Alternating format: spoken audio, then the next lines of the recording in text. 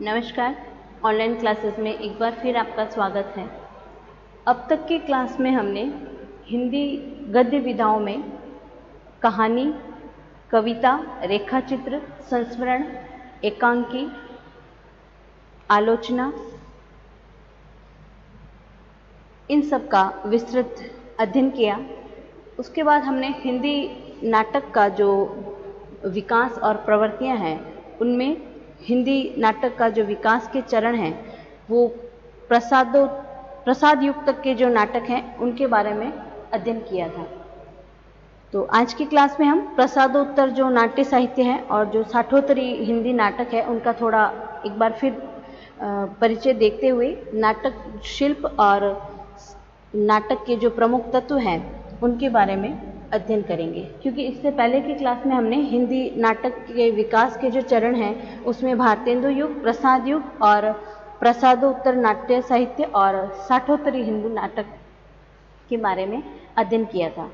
उसके बाद हमने बीच में अन्य गद्य विधाएं हैं उनका अध्ययन किया। तो एक बार फिर से पुनरावृत्ति के लिए मैं आपको एक प्रसादोत्तर नाट्य और साठोत्तरी नाटक का परिचय देते हुए नाटक शिल्प और नाटक के प्रमुख तत्वों का अध्ययन करेंगे हम। तो जो प्रसादोत्तर नाटक है उनमें जयशंकर प्रसाद के बाद में जिस नई नाट्य साहित्य की रचना की गई उसके अनेक रूप सामने आए। कुछ नाटक तो ऐसे थे जो प्रेम प्रधान है, कुछ पौराणिक विषयों को आधार मान करके लिखे गए हैं, कुछ सामाजिक कुरीतियों से संबंधित हैं। तो बहुत से ऐसे भी नाटक हैं जिन्हें हम समस्या नाटक भी कह सकते हैं। तो विशेष बात इसमें यह है कि प्रसादोत्तर काल में नाटकों के कथानक स्वाभाविकता बनाने के प्रयास किए गए थे। कथा वस्तु को भी संगठित और सुसंबद्ध रूप प्रदान किया गया था। चरित्र चित्रण में भी मनोवैज्ञानिक यथार्थ और प्राचीन तत्वों की बौद्धिक व्याख्या, आधुनिक समस्याओं के संकेत और संस्कृत नाट्य शिल्प के अत्यधिक प्रभाव के स्थान पर पाश्चात्य नाट्य विधान का प्रभाव, ये सब पौराणिक नाटकों की विशेषता कही जा सकती है। तो उदय शंकर भट्ट के अंबा, सागर, विजय, विश्वामित्र, मत्स्यगंधा और राधा आदि जो नाटक हैं ये पौराणिक नाटक हैं। सेठ गोविंददास के नाटक कर्ण, कर्तव्य, ये दो नाटक हैं। राधे श्याम कथावाचक के सती पार्वती और भक्त प्रहलाद आदि। लक्ष्मी नारायण मिश्र के नाटक नारद की वीणा और चक्रव्यूह। गोविंद वल्लभ पंत द्वारा रचित जो है ययाति और चतुरसेन शास्त्री का मेघनाद और राधा कृष्ण। पृथ्वीनाथ शर्मा का जो नाटक है वो है उर्मिला। रामवक्ष बेनीपुरी का नाटक सीता की माँ और कैलाश भटनागर द्वारा रचित भीष्म प्रतिज्ञा और श्रीवत्स। फिर बैचेन शर्मा उग्र का जो नाटक है गंगा का बेटा, डॉक्टर रामकुमार वर्मा का राजरानी सीता, भगवती चरण वर्मा का तारा और हरिकृष्ण प्रेमी का जो है पाताल विजय और देवराज दिनेश कृत पौराणिक नाटक रावण। तो इस युग के सुप्रसिद्ध और उल्लेखनीय ये पौराणिक नाटक हैं। उदय शंकर भट्ट, भगवती चरण वर्मा, इन्होंने पौराणिक प्रसंगों को अपना करके अपने नाटकों में नवीनतम प्रयोग किए हैं। फिर प्रसादोत्तर युग में जो नाटकों का सृजन हुआ उनकी संख्या पर्याप्त रही। पश्चिम के इब्सन और जॉर्ज बर्नार्ड शॉ और गॉल्स के लेखकों का जो है विशेष प्रभाव प्रसाद के जो बाद के जो नाट्य साहित्य हैं उस पर पड़ा। तो यही कारण रहा कि प्रसादोत्तर युग में न केवल सामान्य सामाजिक नाटकों की रचना हुई बल्कि पाश्चात्य शिल्प से प्रभावित जो समस्या प्रधान नाटक हैं उनकी भी प्रचुरता रही।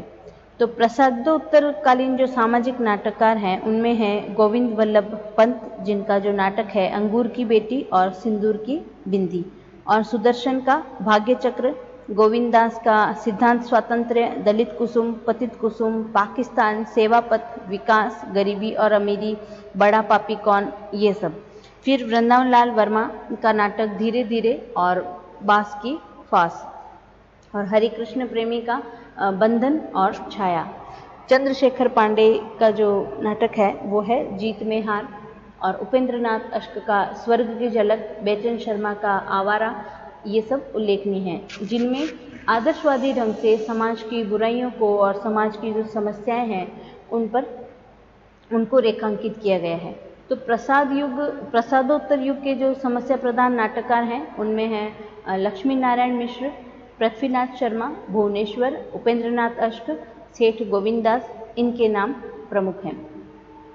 तो इन रचनाकारों ने सिंदूर की होली और सन्यासी, राक्षस का मंदिर, मुक्ति का रहस्य, आधी रात ऐसी नाटकों की रचना की। तो उपेंद्र नाथ अश्क ने जिन समस्या प्रधान और सामाजिक नाटकों की रचना की उसमें है कैद, उड़ान, छोटा बेटा, अलग अलग रास्ते, अंजो दीदी, भंवर, पैंतरे, ये प्रमुख रूप से उल्लेख करने योग्य हैं। सेठ गोविंददास ने प्रेम या पाप और ग्रहण या त्याग ऐसे नाटक लिखे जिनमें समस्याओं का यथार्थ प्रतिपादन हुआ। उदय शंकर भट्ट का कमला और पृथ्वीराज शर्मा का जो नाटक है द्विधा, वृंदावन लाल वर्मा का खिलौने की खोज, ये सब प्रमुख हैं। तो विष्णु प्रभाकर और चतुरसेन शास्त्री, इन्होंने भी कुछ समस्या प्रधान नाटकों की रचना की। तो इस प्रकार हम कह सकते हैं कि जो प्रसादोत्तर युग है उसमें नाटक साहित्य लिखा गया और प्रसाद की भावुकता के पर बौद्धिकता और यथार्थ की जो पताका है वो फहराती हुई दिखाई दी। उसके बाद आता है साठोत्तरी हिंदी नाटक। तो साठोत्तर वर्षों में सृजित जो साहित्य है या 1960 के बाद जो नाटक लिखे गए वो साठोत्तरी नाटक कहलाए।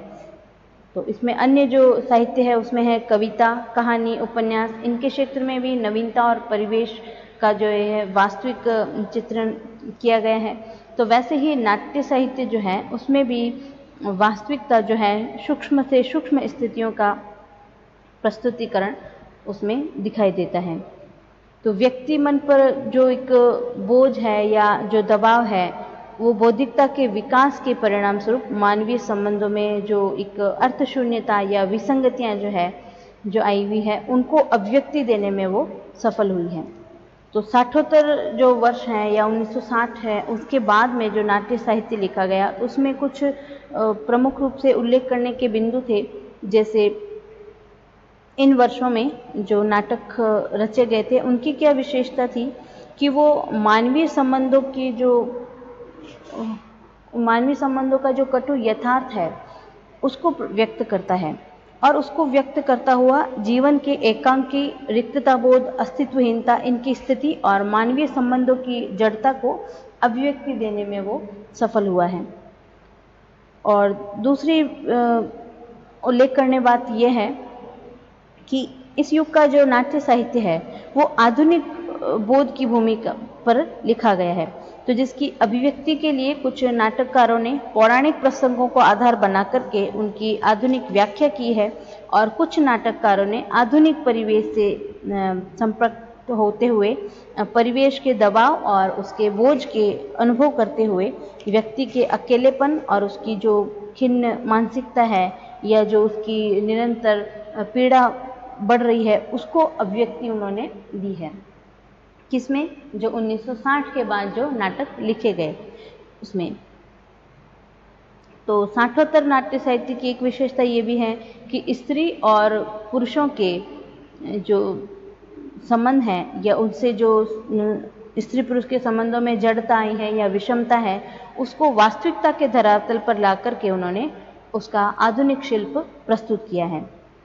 और ये जो नाटक हैं इनकी जो शिल्प की दृष्टि से भी वो नए हैं। तो यही कारण है कि इन नाटकों में प्रतीकात्मक सांकेतिकता, बिंबधर्मिता की प्रवृत्ति ये ज़्यादा दिखाई देती है।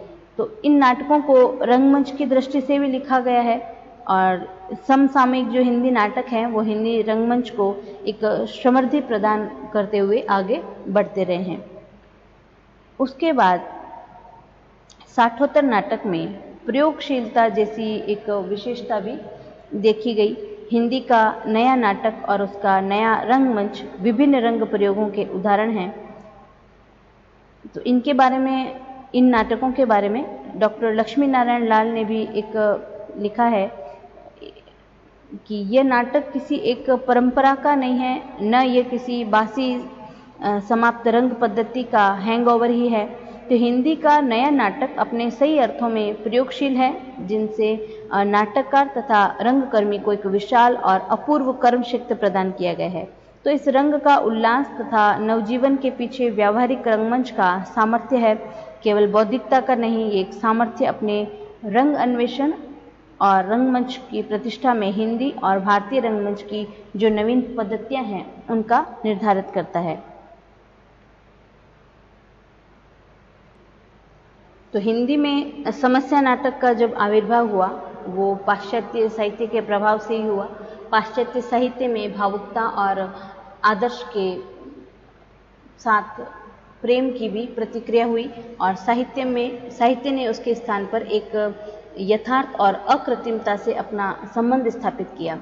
तो शास्त्रीय साहित्य की जगह जन साहित्य का सृजन होने लगा। साहित्यकार ने उन सभी नियमों की जो श्रृंखला है उसको तोड़ दिया, तो जिनसे वह अपने स्वतंत्र व्यक्तित्व को जकड़ा हुआ अनुभव करते थे।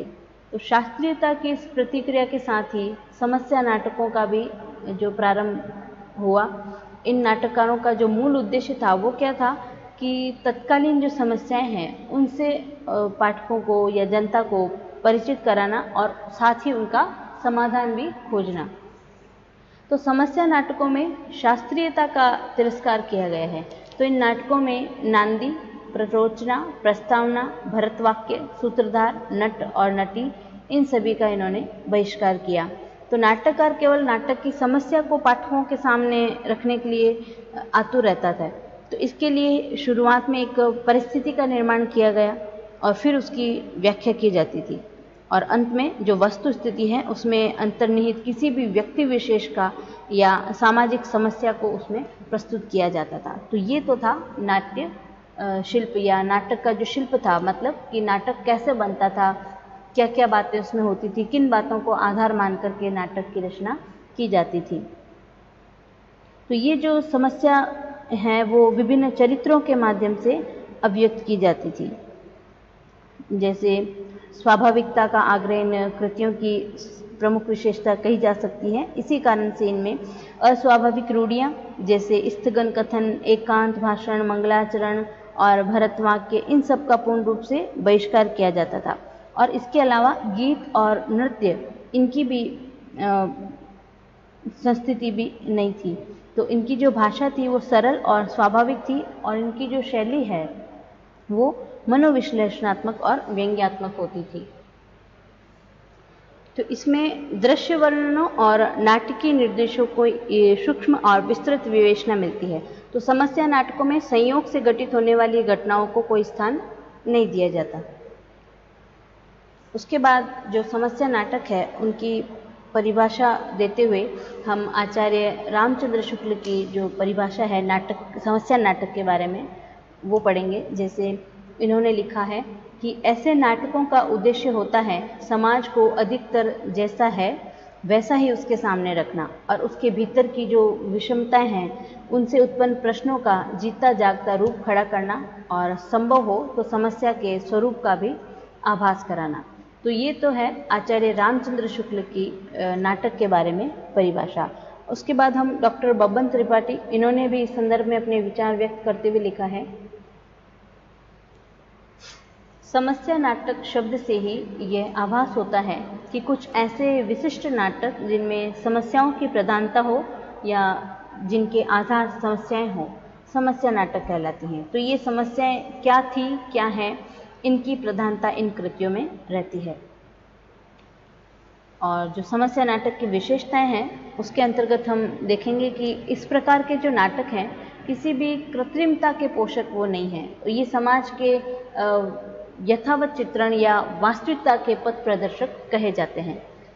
और इन नाटकों का जो अप्रत्यक्ष प्रभाव है वो यह है कि इनका जो क्षेत्र है वो सीमित है और अधिकतर जो नाटक हैं उनकी मूल समस्या की अति जो मानव की जो दमित वासनाएं हैं, कुंठित जो कुंठाएं हैं, वो इनका मूल स्रोत मानी गई हैं। और इन नाटकों की जो शैली है वो मनोविश्लेषणात्मक है। इनके पात्र जो हैं अपने या दूसरों के भावों की तह का स्पष्टीकरण करते हैं, तो इनके वक्तव्यों में जो है वो एक जैसे विचार देखे गए हैं। उसके बाद ये जो नाटक हैं वो एक तकनीकी पाश्चात्य नाटकों की पद्धति से भी प्रभावित हैं, और उसका परिणाम क्या हुआ कि इनके भारतीय नाट्यशास्त्र के नियमों का उल्लंघन इसके अंतर्गत देखा गया। जैसे कथा के विभाजन में नियंत्रण का अभाव रहता है, साथ ही इनका जो अंत होता है वो प्राय दुखांत होता है, क्योंकि समस्या का उठाना ही इनका उद्देश्य होता है और समस्या का निवारण करना नहीं होता है। और इस प्रकार के नाटकों में स्वतंत्र चिंतन का एक विशेष महत्व होता है। अब है नाटक के प्रमुख तत्व। तो भारतीय काव्य शास्त्र में नाट्य लक्षण और उसके जो भेद हैं उनका विस्तार से विवेचन किया गया है। तो इसी प्रसंग में संस्कृत के जो आचार्य हैं उन्होंने नाटक के विभिन्न तत्वों का विवेचन किया, लेकिन इन तत्वों को लेकर के भारतीय और पाश्चात्य आचार्यों में मतभेद है, जो उनके नामकरण और दृष्टिकोण के कारण है। तो भारतीय आचार्यों की दृष्टि में नाटक के तत्व कौन कौन से हैं वो हम अब पढ़ेंगे। तो भरत मुनि को नाट्य शास्त्र का प्रणेता माना गया है। तो भरत मुनि का जो नाट्य शास्त्र है वो सर्वप्रसिद्ध है, और उसमें उन्होंने नाटक के 4 तत्व स्वीकार किए हैं। कौन कौन से? एक संवाद, दूसरा गान, तीसरा नाट्य और चौथा रस। और उनके बाद के जो परवर्ती आचार्य हैं उन्होंने नाटक के मुख्य रूप से 3 तत्व ही स्वीकार किए हैं। कौन कौन से? वस्तु, पात्र और रस। तो कुछ विद्वानों ने अभिनय और वृत्ति को भी नाटक के तत्वों में स्वीकार किया है। तो वस्तु से तात्पर्य क्या होता है कि वस्तु नाटक की कहानी, कथा या कथात्मक होता है, जिसमें 5 नाट्य संधियां और 5 अवस्थाएं शामिल होती हैं। जो कथानक होता है वो भी 2 प्रकार का होता है, एक आधिकारिक कथानक और दूसरा प्रासंगिक कथानक। और अर्थ प्रकृतियों के द्वारा ही जो कथानक है उसका विकास होता है। तो संस्कृत के आचार्यों ने नायक, नायिका, उपनायक, विदूषक, चेट इन पात्रों की योजना कथानक और रस के अनुसार स्वीकार की है। तो नाट्य रचनाओं में 4 प्रकार के अभिनय के साथ ही विभिन्न प्रकृतियों को माना है। तो इस प्रकार प्राचीन भारतीय आचार्यों ने अभिनय और रस को प्रधानता देते हुए नाटक के प्रमुख तत्वों का संयोजन किया। तो नाटक के जो तत्व हैं उनका हम संक्षिप्त परिचय देखते हैं, जो कि आधुनिक आचार्यों की दृष्टि से है। तो सबसे पहले है इसमें कथा वस्तु। तो इसमें सबसे पहले है कथा वस्तु।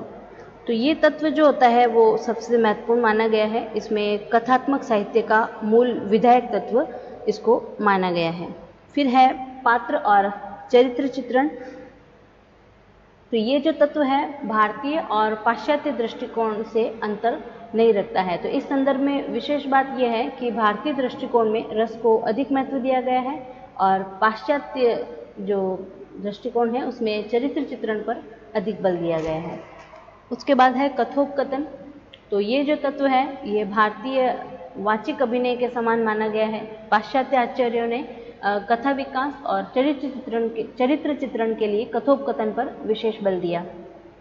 तो इन्हें नाटक का एक मूल विधायक, या ये हम कह सकते हैं कि ये एक विशेषता ये कि शरीर विधायक तत्व माना गया है। उसके बाद है देश काल। तो इससे क्या अभिप्राय है कि जो कथा वस्तु के अनुसार स्वाभाविक वर्णनों से है। जैसे संकलन त्रय होता है ना, जिसमें स्थान, समय और कार्य की एकता होती है, तो संकलन त्रय की गणना भी इसी तत्व के अंतर्गत आएगी। तो कथानक के अनुसार ही वातावरण का भी समावेश होता है, और उससे क्या होता है कि नाटक जो है वो अधिक संप्रेषण नाटक का बन जाता है। तो ये जो वातावरण है, जो हमने कथानक का जो वर्णन किया है, उसके देश काल से मिलता जुलता होना चाहिए। उसके बाद है उद्देश्य। तो पाश्चात्य नाटकों में नाट्य रचना का एक अनिवार्य उद्देश्य एक महत्वपूर्ण तत्व है। तो इस उद्देश्य के अनुसार पाश्चात्य नाटकों में संघर्ष को भी प्रधानता मिलती है, जिसे भारतीयों ने उद्देश्य के रूप में स्वीकार किया। उसके बाद है भाषा शैली। तो शैली आचार्यों द्वारा वर्णित जो वृत्त है वो तत्व के समान है। तो भाषा शैली से अभिप्राय है नाटककार की अभिव्यक्ति प्रणाली से।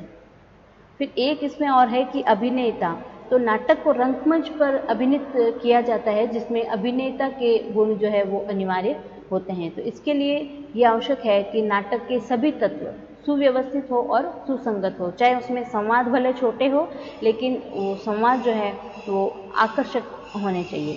तो दृश्यों की संख्या है वो भी सीमित होनी चाहिए और दृश्य विधान भी ऐसा होना चाहिए कि जिसमें आसानी से उसको रंगमंच पर प्रस्तुत किया जा सके। फिर जो भारतीय आचार्य हैं उन्होंने अभिनय के भी 4 प्रकार बताए, जैसे आंगिक अभिनय, वाचिक अभिनय, आहार्य अभिनय और सात्विक अभिनय। और संकलन त्रय क्या होता है कि नाटक का कुछ विस्तृत जो होता है वो कथानक पर आधारित होता है। तो एकांकी में जो संकलन त्रय होता है वो कथानक पर आधारित होता है और एकांकी में संकलन त्रय का निर्वाह जो है अपेक्षित माना जाता है। इसमें संकलन त्रय में होता है स्थान की एकता और कार्य की एकता और काल की एकता, इनका पूरा ख्याल रखा जाता है। तो भारतीय और पाश्चात्य आचार्यों की दृष्टि से नाट्य तत्वों में विशेष अंतर नहीं है। भारतीय दृष्टिकोण रसपरक है और पाश्चात्य दृष्टिकोण जो है वो उद्देश्यपरक है। तो दोनों ने ही दृश्य विधान पर विशेष रूप से बल दिया है। तो इस प्रकार आज की क्लास में हमने भारतीय और पाश्चात्य नाटक में क्या अंतर था वो पढ़ा और भारतेंदु युग के बाद जो प्रसाद युग और प्रसादोत्तर युग और साठोत्तरी हिंदी नाटक, इनकी विशेषताओं की चर्चा हमने की और भारतीय आचार्य और पाश्चात्य आचार्यों ने जो नाटक के तत्व बताए हैं उनका अध्ययन हमने आज की क्लास में किया। धन्यवाद।